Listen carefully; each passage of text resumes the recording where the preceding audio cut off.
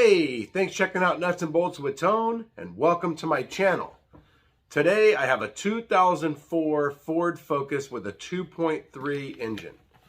Now I got this vehicle, and when I first got it, it said has fuel leak and check engine light on, runs rough.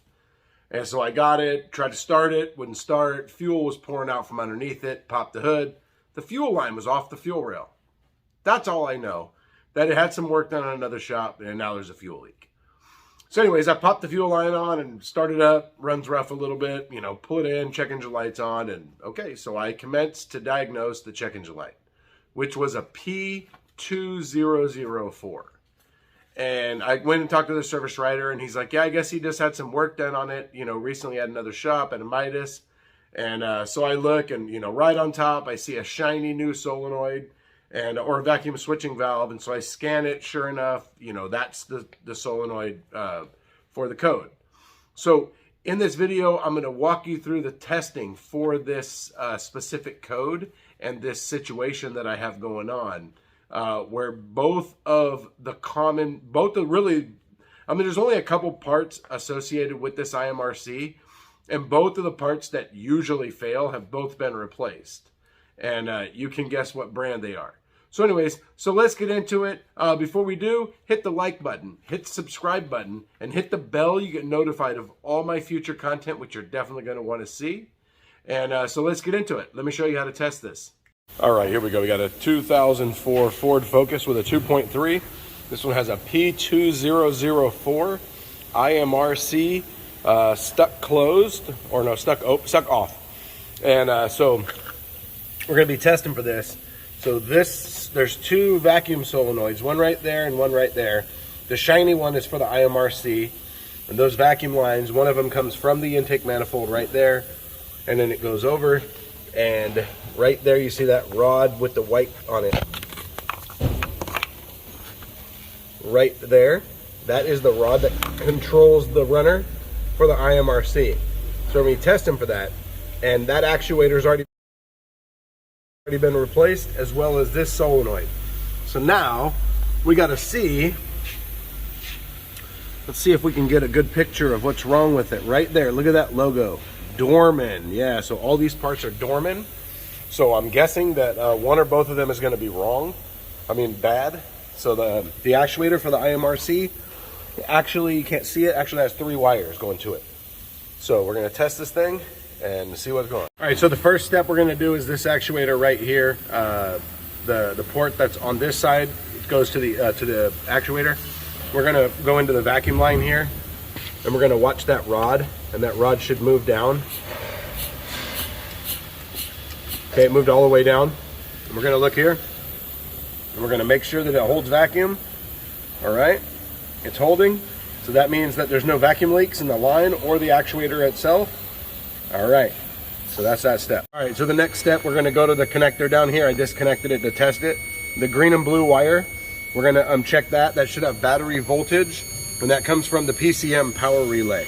All right, I have battery voltage, so we're going to the next step. Okay, so the next step, we're going to go to the middle wire, the black and blue wire. We're going to check that for a good ground. All right, we got a good ground. You're going to use a multimeter for that. If you use a power probe, it was flashing ground, but you don't know exactly what the ground is. So you want to make sure you use a multimeter to prove that you have good ground. Okay, the next step is going to be on the white and red wire. We're going to check for more than 11 volts. All right, we have 11.6 volts, so that test is good. Okay, so we did that with the connector disconnected. Now we're going to plug it in while still monitoring that white and red wire. And now we're going to go to the vacuum line here, and we're going to apply vacuum. And this voltage should drop to less than 0.2 volts when the actuator is down. So we have 55 millivolts, and so we are definitely below. So we have, definitely less than 0.2. So that test is good. Okay, so with the connector connected, now what we did was we applied vacuum to the actuator down below. We have the voltage, which is good. Now, what we had here was, originally this was reading on and 5 volts. I mean, not on, but 5 volts. So now when we apply the vacuum, when that rod moves all the way, that voltage should drop to 0. That shows you that the scan tool is seeing exactly what we're doing out here. All right, so when you start it up, the IMRC is working, and it works for about 30 seconds and it quits working. What I found was when I checked the vacuum here from the intake manifold, I had manifold vacuum, 18, 20 inches of vacuum, but when I checked it on this port, I only had 5 inches of vacuum. So I gotta go look up the spec, but I'm pretty sure it shouldn't be passing only 5 inches of vacuum. Confirmed, look at that, 15 inches of vacuum. So what I did was, there's 2 solenoids side by side, and I'm not sure what this one goes to, I'd have to look it up, but all I did was unbolt this one and move it over. Remember I told you the Dorman one was only providing 5 inches of vacuum? So I knew that 5 inches wasn't correct because 5 inches of vacuum is not enough to move that rod. So what I did was I unbolted this actuator over here, and I just connected it to the vacuum port, and I connected it to my vacuum gauge, and I put the connector on there. These connectors are the same, and I started it up, and in the first 30 seconds that the IMRC runs, I had 15 inches of vacuum, telling me that this Dorman solenoid is no good. So we're going to recommend a new one, and check this out. All right, so if you don't have a scan tool, one way to test these VSV solenoids is you disconnect the connector and you apply power and ground to the solenoid, and it should pass the vacuum through. The reason you want to disconnect the connector is because if you put power to a PCM side of a connector and you send power back to the PCM where it shouldn't, you can fry a PCM. That's what they call letting the smoke out of the box. So an easy way to test it is just to disconnect it and apply power and ground. And that way, if you're trying to test something like an air injection solenoid, which only operates when it's cold, and it's not cold enough to operate, or let's say it only operates in the first 30 seconds of running and then it won't run again until it cools off, that's a way to test it. And you can just put your vacuum gauge on one side, and obviously it's got to be running because it needs intake manifold vacuum on one side and on the other.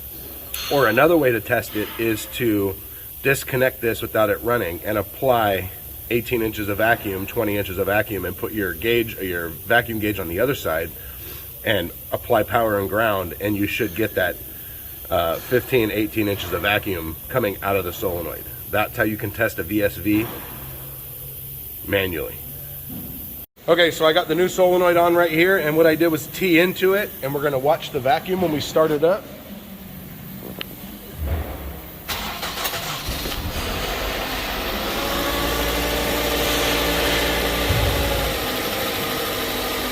A little more vacuum than we had before.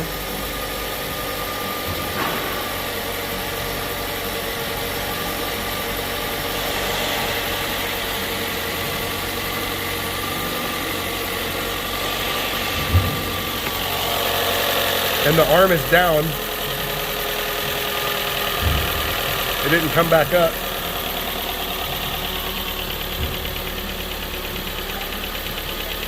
So it's staying running in this position.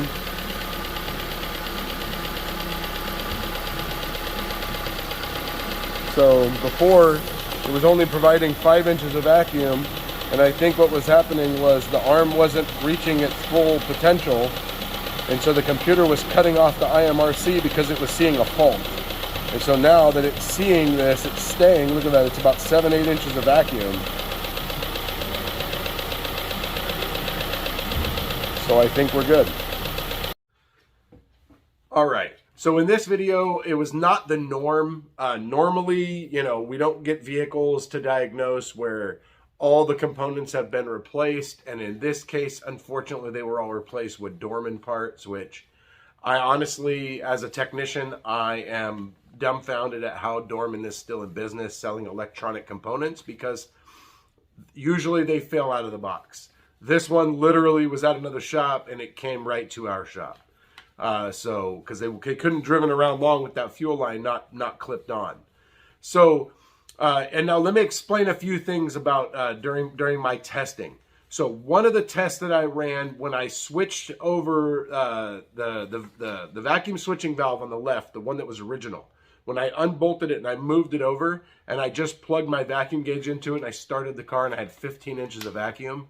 So what I suspect happened there is, and this happens with EGR, is whenever you test a vacuum system and you don't have the vacuum system hooked up, you only are testing the signal out, a lot of times you get incorrect readings. So let's say I had 15 inches of vacuum just plugged into that port. Well, then later I teed into it and I had 8 inches of vacuum. So that's the reason that you want to tee into something versus deadheading it, because you want to make sure you get the correct reading. In this case, it didn't matter because the Dorman solenoid is putting out 5 inches of vacuum, and the Ford vacuum switching valve was putting out 8. And so now let me explain a couple other things. So one other thing was, this is a really weird system because there's not a real good description and operation of this system. But basically what I discovered in the end was that during testing, this system would shut off in 15 seconds at idle because it was detecting a fault, because that vacuum switching valve wasn't opening enough. And then I also ran into another problem in the end that I didn't get to show on the video. So in the scan tool reading, I showed where it said off and it had the 5 volts. So one of the things that I found was that it would say off and show 5 volts. And then whenever you would rev it up, it would say on and 0 volts, or I might have it backwards. But anyways, whatever it is, the off and on is supposed to switch, and the voltage is supposed to switch every single time. What I found was every 4th or 5th time I snapped the throttle, the voltage, the on and off status didn't switch, but the voltage did. And the rod was moving every single time. And so what was happening in the beginning was that at idle, it was set the code sitting in the stall. Once I replaced the vacuum switching valve, the code wasn't setting anymore and the IMRC stayed active all the time.